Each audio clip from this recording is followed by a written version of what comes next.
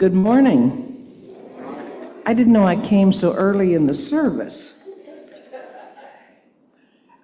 Catherine, and this is a warning, told me that instead of a sermon, we're having a skit today, and that it was rather short. So she said I could take all the time I wanted.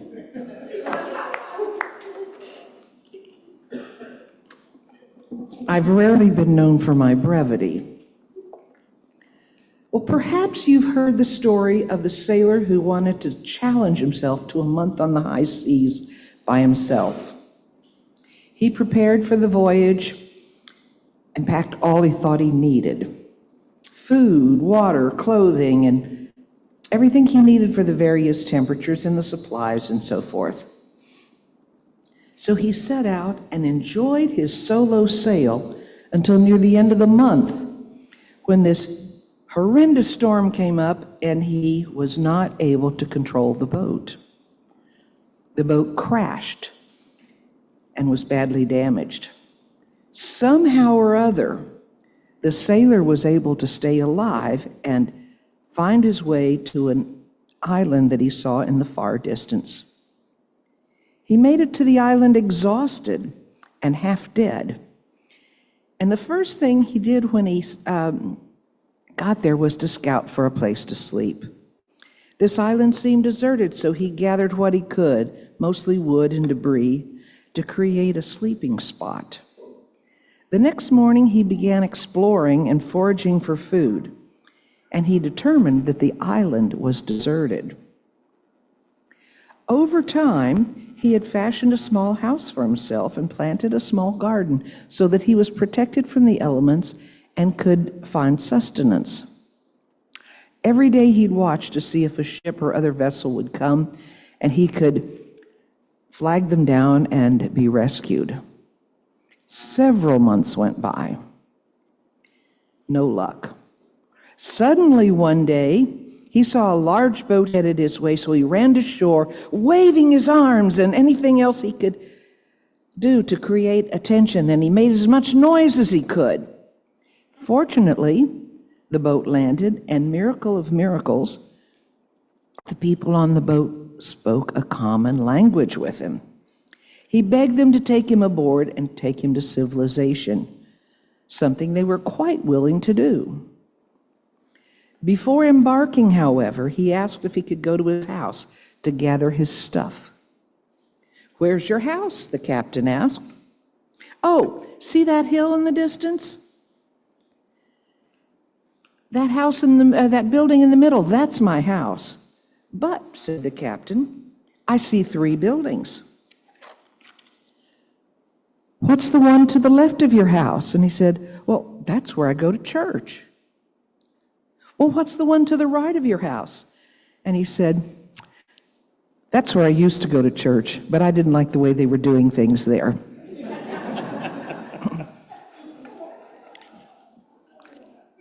Does that sound like anyone you know? Church hopping and church shopping are popular with some people, and I have to admit, I've done some of that myself. Sometimes it's legitimate.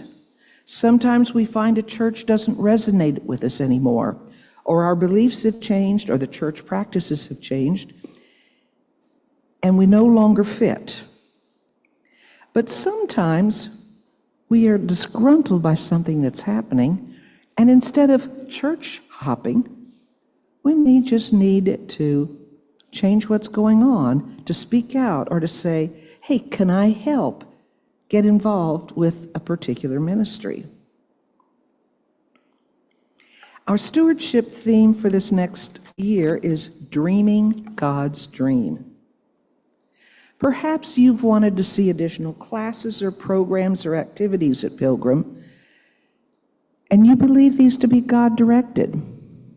I hope you'll pray about what we need and make some suggestions and be willing to help out.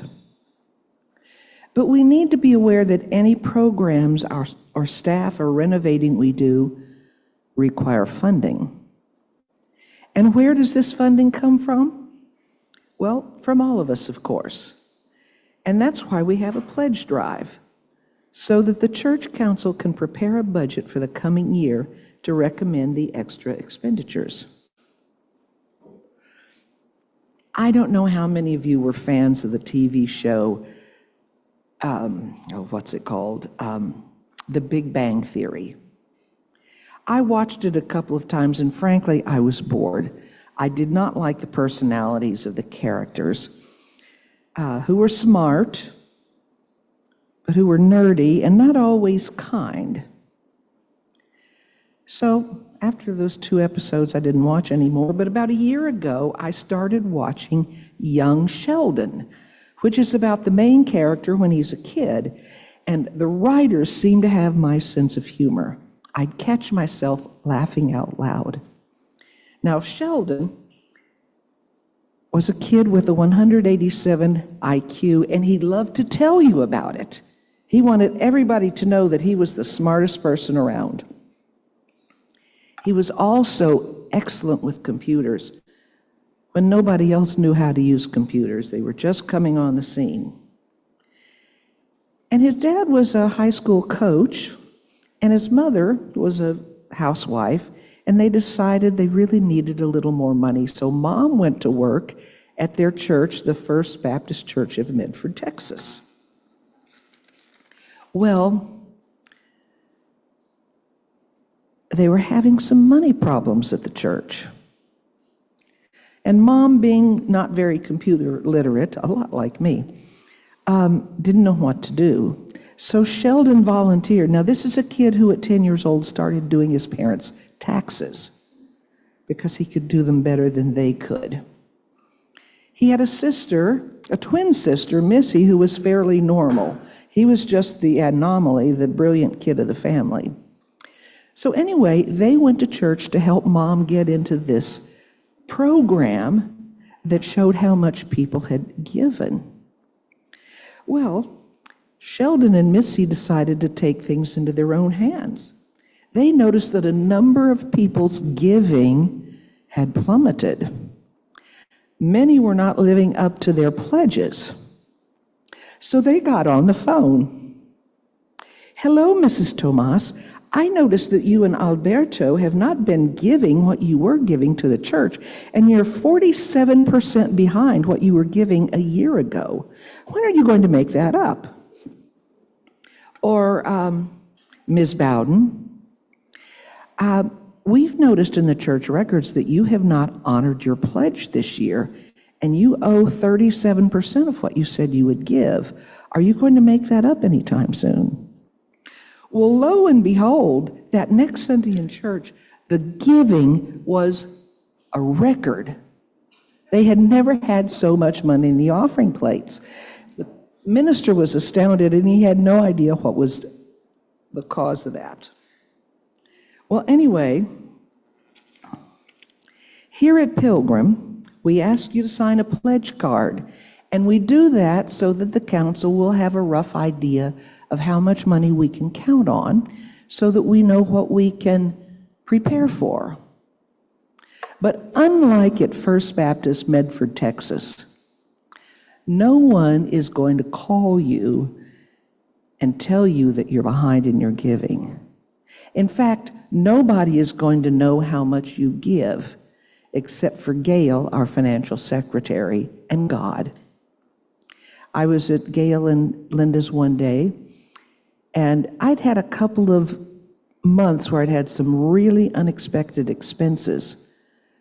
So what did I cut back on? My tithe.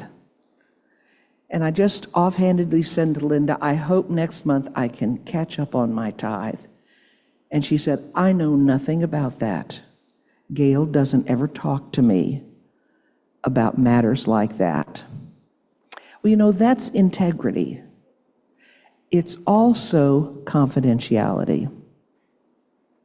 So if you give to Pilgrim, if you sign your pledge card, I'd like to ask you to remember several things. Number one, we want to dream God's dream.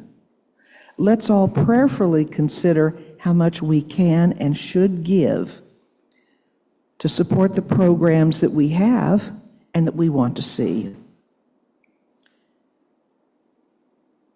I I also want you to remember that your pledge is absolutely confidential. It's among you, God, and Gail. No one will know. So please, today if you can, or if not in the next few days, sign your pledge card. We're not going to ask you for a certain amount. That's between you and God. Anyway, together, let's dream God's dream and make Pilgrim the very best church we can possibly make it.